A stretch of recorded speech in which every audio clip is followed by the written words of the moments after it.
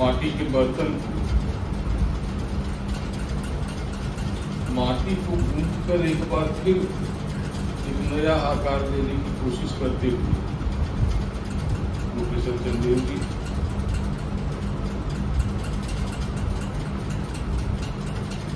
मित्रों, आप सभी को कविता संग्रह को पूरा ठीक ढंग से जैसे चाहिए वैसे तो नहीं पढ़ पाया हूं, लेकिन कुछ थोड़ा उलट पुलट जरूर किया और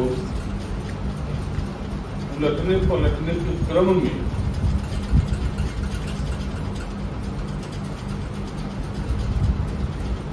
चंद्रदेव जी ने जिस तरह से इन रचनाओं को या इन कविताओं को आपके सामने तक पहुंचाया है, उसके लिए ये जिस तरह से अंतर्द्वंद से गुजरे हैं, उस अंतर्द्वंद को पहचानने की मैंने कोशिश की है। पता नहीं सही ढंग से पहचान पाया है कि नहीं।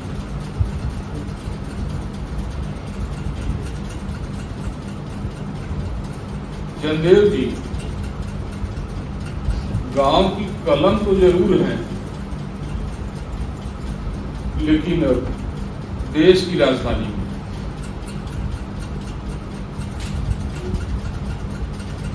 पता नहीं कितने हजार और लाख गांवों से और वहां की सभ्यता और संस्कृति के निचोड़ से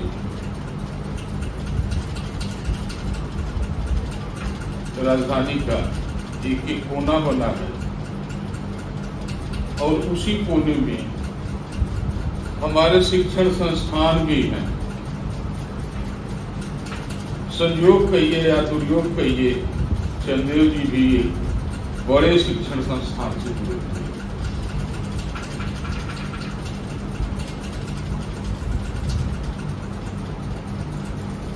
दुनिया तो खड़ी बोली में बोल रही है।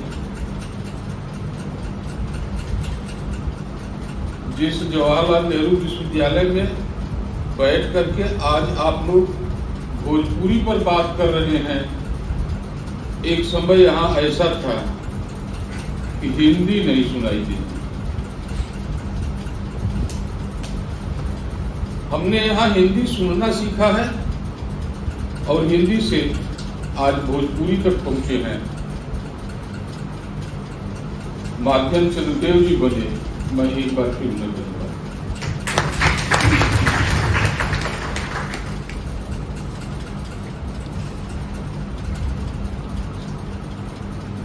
जैसा मैंने आप लोगों से कहा कि देश की राजधानी दिल्ली में रह करके भी चंद्रदेव जी भोजपुरी में क्यों कविता लिख रहे हैं, इस बात को समझने की जरूरत है।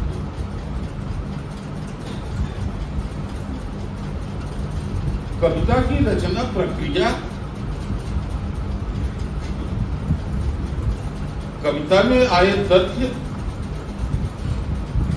उन तथ्यों को करीने से सजा दिया गया है कि नहीं,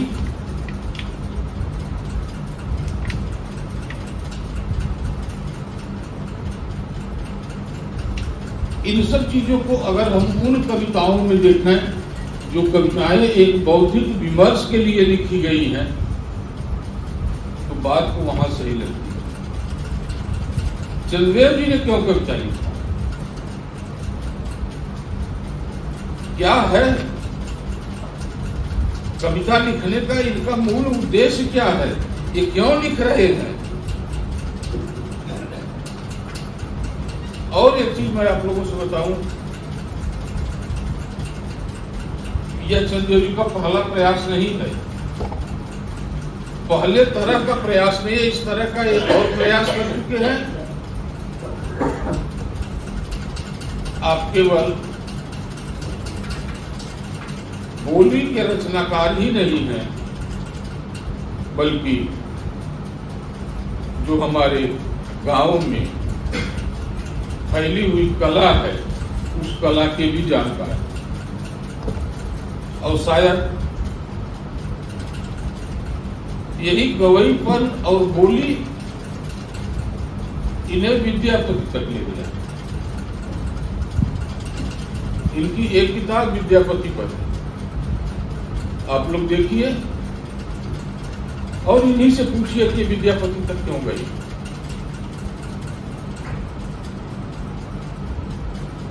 एक बड़े ऐसे व्यक्तित्व का निर्माण, यह व्यक्तित्व अगर भारी लगे तो यह कहिए कि एक ऐसे व्यक्ति का निर्माण और उस व्यक्ति के द्वारा लोक की परिपाटी पर, लोक की परंपरा पर, लोक की तरह से बातें कही जा रही है। यह जरूर है कि यह बातें कविता भी कही जा रही है। हम कविता लिखते हैं, पढ़ते हैं, पढ़ाते हैं, जिस समाज की बात यहाँ की गई है, जिस कविता संग्रह में, वह समाज कविता सुनता है।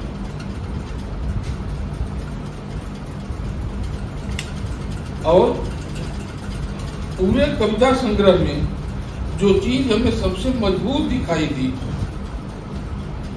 ये कविताएं संवाद धर्मी हैं। अभी आप लोग जो पूर्व वक्ताओं को सुन रहे थे और चंदेव जी ने अपनी कई कविताएं सुनाई, उन कविताओं से आपको ये लग गया होगा कि ये कविताएं एक खास तरह का संवाद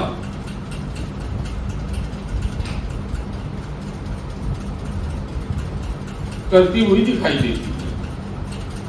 और संवाद का विषय क्या है, किन चीजों से संवाद कर रहे हैं, बोली के माध्यम से कौन कौन सी कविताओं के माध्यम से किन किन चीजों को उठा रहे हैं, कौन सी ऐसी चीजें हैं जो समाज में व्याप्त हैं और उन्हें वे अपने आवाजाही के क्रम में उनकी पहचान कर रहे हैं। और अगर पहचान करने के क्रम में इन्हें बार बार गांव की तरफ लौटना पड़े तो थोड़ी वह नॉस्टैल्जिया भी अलग तरह की होगी। केवल नॉस्टैल्जिया नहीं होगी, पड़ताल अलग तरह की होगी, पहचान अलग तरह की होगी।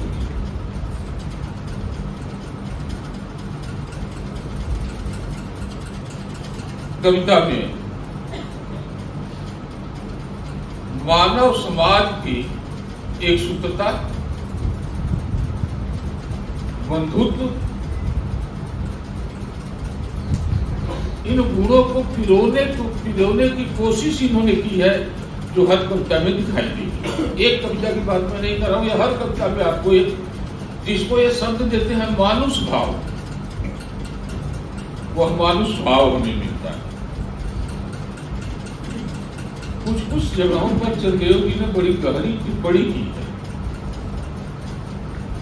पता नहीं यह टिप्पणी उनकी कविता पर भी कितना खरी उतरती है,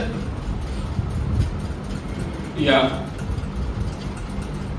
साहित्य का विद्यार्थी, साहित्य का अध्यापक होने के नाते कहीं न कहीं इनके दिमाग में वह बात टकी हुई है जो कि निकल रही है,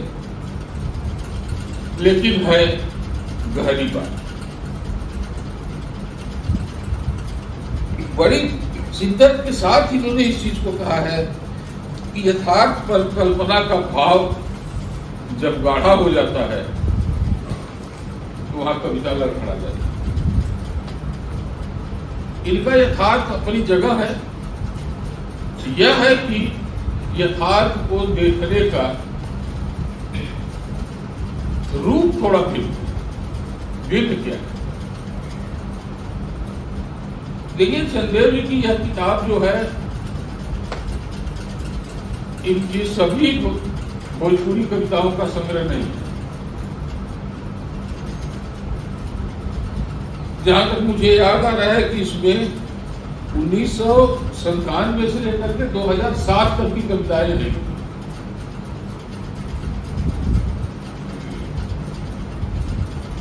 और अगर इन्हीं वर्षों में से एक एक कविताओं को, जिसको कि शायद इन्होंने भी प्रतिनिधि माना है, अगर हम केवल उन्हीं कविताओं को उठा लें तो 1997 में इनकी कविता लिखी गई है सुक्खू, और 2007 में लिखी गई है पंचायत।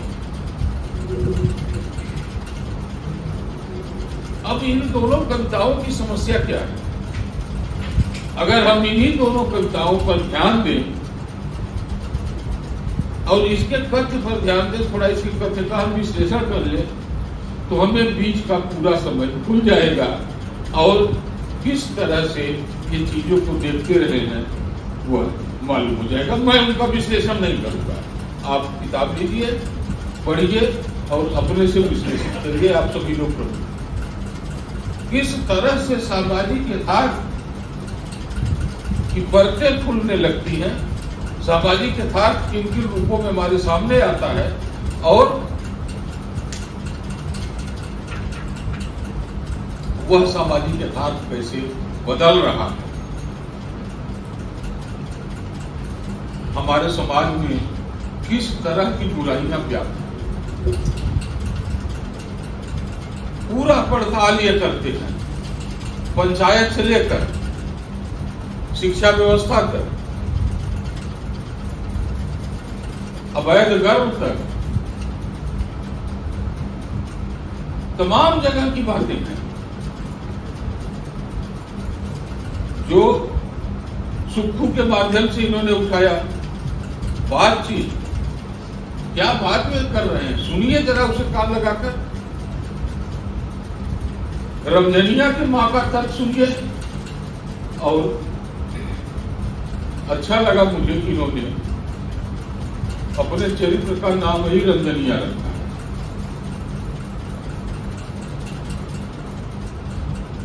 आप दिल्ली में हैं, आप नहीं जानते होंगे,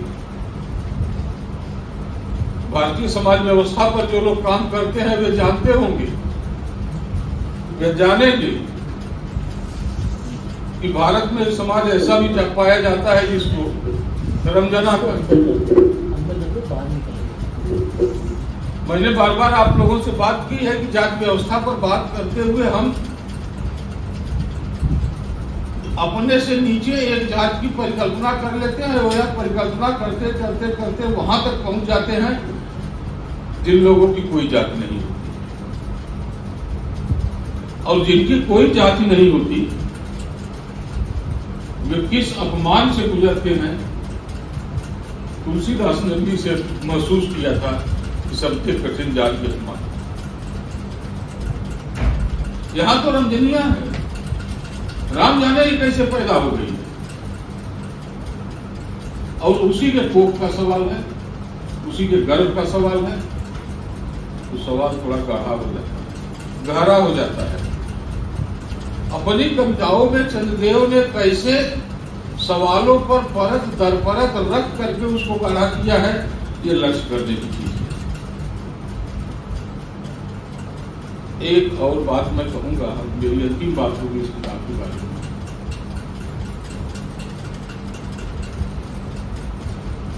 माटी के बर्तन और माटी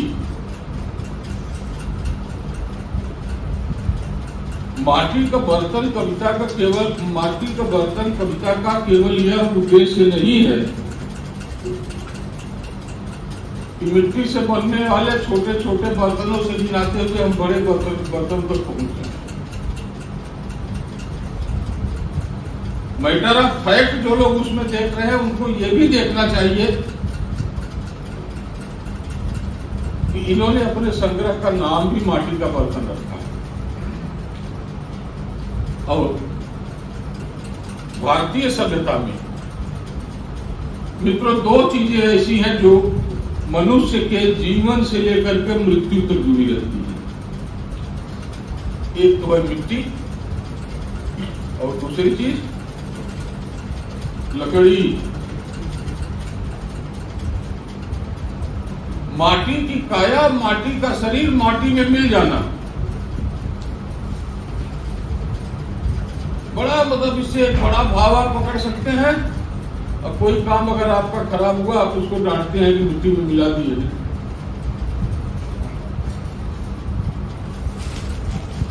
तो यह माटी में मिलना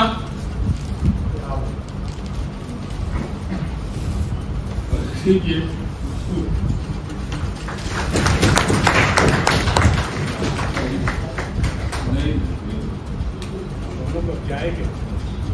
ये माटी में मिलना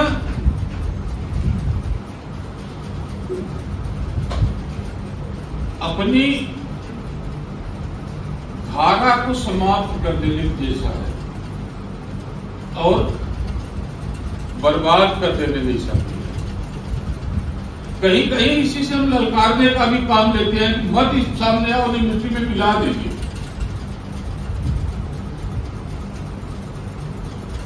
हमारी मिट्टी की शरीर है, मिट्टी में मिल जाएगी। और इसे लेकर के तमाम निर्गुण भी बने हैं, दोहराने की उनकी जरूरत नहीं है। इसी तरह से लकड़ी, आप लोगों ने पता नहीं कभी लोगों ने पढ़ा होगा, काशीनाथ जी का एक संस्मरण है, एक तमाशा लकड़ी का,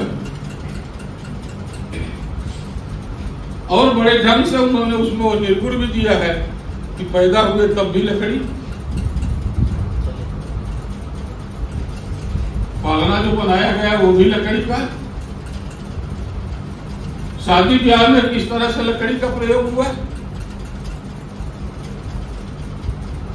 चारपाई पलंग किस तरह हम उसका इस्तेमाल करते रहे, और किस तरह से फिर उसी लकड़ी पर चल करके खाते रहे।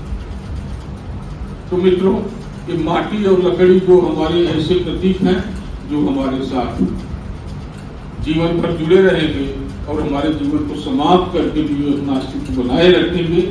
चंदेल जी ने उन संकेतों की तरफ हमारा ध्यान खींचा है, बिंबों को उभारने की कोशिश की है। अगर नाम पर ये भी हो कि कविता में नाम परिगणन ही रह गया है, मूल हो गया है, तो हमें लगता है कि आगे की कविताओं में चीजें सुधर जाएंगी। मेरी तरफ से एक बात ही बधाई।